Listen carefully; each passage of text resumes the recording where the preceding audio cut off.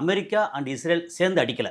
இது வந்து முழுக்க முழுக்க இஸ்ரேல் தன்னிச்சையாக அடித்தது. அது அமெரிக்காவோட ஆதரவு இருக்குது. ஏற்கனவே அங்கே அமெரிக்காவில் என்ன பேசிகிட்டு இருந்தாங்க அப்படின்னா, நம்ம வந்து அமெரிக்கா ஈரான் மேலே போர் தொடுத்தா ஈரான் வந்து இஸ்ரேலை விட்டுட்டு அமெரிக்காவோட நிலைகள் அது அப்புறம் கப்பலில் வந்து ஒரு 5000 பேர், இந்த பக்கம் ஒரு 5000 பேர் அப்படி பெருசாக இருக்காங்க. அந்த 5000 பேர் சாதாரண இல்லை, எல்லாம் போர் வீரர்கள் மாதிரி எல்லாம் கம்ப்ளீட்டாக. ஸோ அது அங்கே அடிப்பாங்க. அப்புறம் திருப்பி வந்து அணுகுண்டு போடுற அளவுக்கு வந்துடும் அப்படின்னு அமெரிக்கா அடிக்க வேண்டாம். அமெரிக்கா முதல்ல வந்து இஸ்ரேல் அடிக்கட்டும்.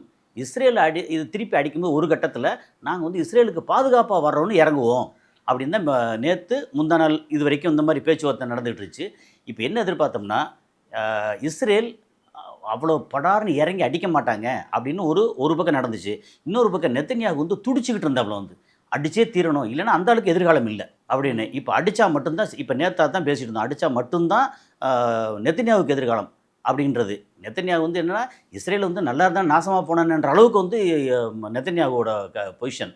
அதே மாதிரி அங்கே ட்ரம்ப்பு, அமெரிக்காவுக்கு எதிர்காலம் இருக்கவில்லை, ட்ரம்ப்புக்கு எதிர்காலம் டோட்டலாக முடிஞ்சு போயிடும். சும்மா இவ்வளோ தூரம் கொண்டு வந்து திருப்பி கொண்டு போயிட்டா அப்படின்னு எல்லாம் பிளான் பண்ணாங்க. இப்போ வந்து ஃபஸ்ட்டு ஓகே சொன்னது அமெரிக்கா ஓகே சொன்னா தான் இஸ்ரேல் அடிப்பாங்க.